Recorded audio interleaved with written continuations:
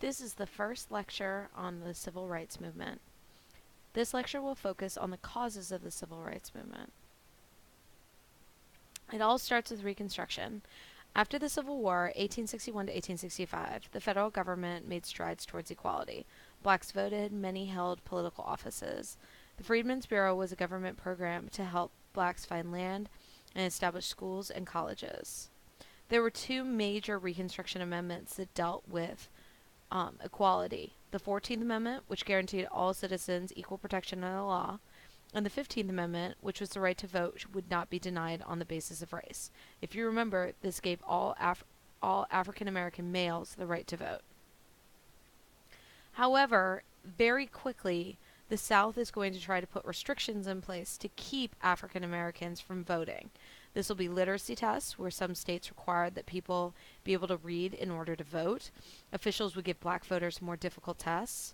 A poll tax, which was actually a federal law. Everyone paid a poll tax, but this meant that those who were poor wouldn't have access to the polls.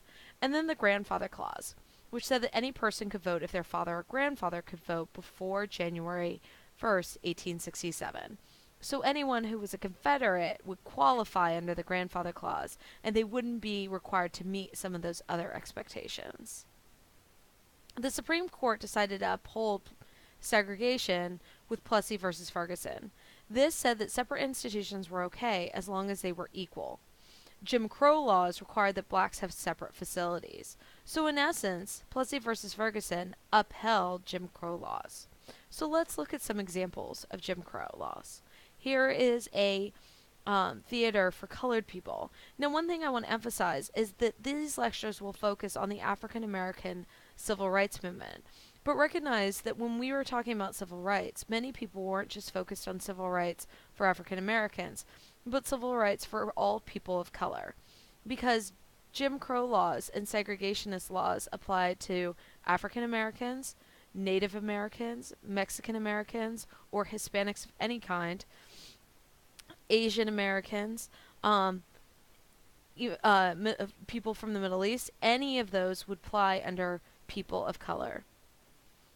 So here are water fountains. You have a colored water fountain. As you can see, admission to the theater was going to be 10 cents up in the balcony.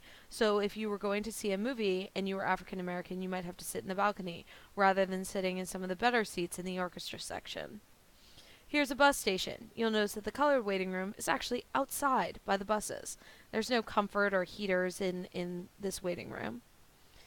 As you notice here, it says no dogs, no Negroes, no Mexicans. This would be a Texas Jim Crow law. But as you can see, all of them are categorized together. Here's another Texas sign. We serve whites only, no Spanish or Mexicans. So these are all examples of Jim Crow pictures. Water fountains, restroom signs, okay, even your stereotypical Jim Crow cartoon. Some early responses to Jim Crow: Ida B. Wells, who had an anti-lynching crusade. She called for federal help. These are all progressive era reformers. Booker T. Washington, who advocated vocational education. He said that you were going to, if you have a skill, that would provide something to the community and help raise the rest of the African American community up. And that's why he built the Tuskegee Institute. And then you have W.E.B. Du Bois, who believed that higher education would be the path to equality. And he's going to found the NAACP. The NAACP, or National Association for the Advancement of Colored People, fought for equality. They're going to use the court system. They're going to use laws to try to do this. So when we look at the civil rights movement in the 1950s and 60s, which is what this unit is on, we need to look at some causes that made the civil rights movement ramp up like it did in the 1950s. One of those is the legacy of World War II. Millions of blacks served in the military in World War II. When you go over to Europe and you see the opportunities that exist if you don't have segregation, if you don't have racism in places like France, even Britain, then you wonder why you need to come back to your own country, a country of the land of the free and the home of the brave, and be reduced to sitting at the back of the bus. You also have the urban black middle class. The growth of this class flourished after the war. The call for civil rights came from leaders of this community, people like Malcolm X, Martin Luther King Jr., Medgar Evans.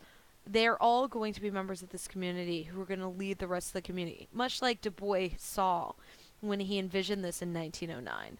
Black students at colleges had an education and they were more aware of obstacles to their advancement, and the middle class had more freedom to develop independent ideas. Also, you have television's impact. Blacks had a constant reminder of how the white majority lived through television programs. They didn't have, Father Knows Best or Leave It to Beaver or even the I Love Lucy examples. And they thought, why can't we have that? And then the Cold War's influence. Racial injustice was an embarrassment to Americans trying to present America as a model to the world. When you're trying to say America is better than communism, this is a very difficult pill to swallow when you see the way the rest of the world looks. As just a reminder, we've already talked about people like FDR with his Fair Employment Practices Committee, where he said that if you have any federal funding during World War II, so if you have a federal contract, you cannot discriminate in hiring, and created the Fair Employment Practices Committee to uphold this. He also had his black cabinet that was trying to advise him. Truman's going to desegregate the military and end discrimination in federal civil service. Those are all previous presidents that we had talked about and some of their civil rights actions. The presidents that we're going to be focusing in these two lectures are Eisenhower, Kennedy, and Johnson. Eisenhower will focus on Little Rock Nine. Kennedy will campaign for civil rights, but it'll take him a while to follow through. He knew that to get stuff passed, he had to have Southerners on his side, but he will send federal enforcers to help protect freedom riders, and he'll also submit the Civil Rights Act of 1964. And then, of course, LBJ will get the Civil Rights Act of 1964 passed.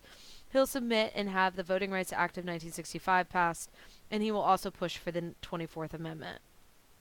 So the second lecture of the series will be focusing on the grassroots movement, the early movement like the Montgomery bus boycott, and the early student activism that will really start this movement going forward to a national level.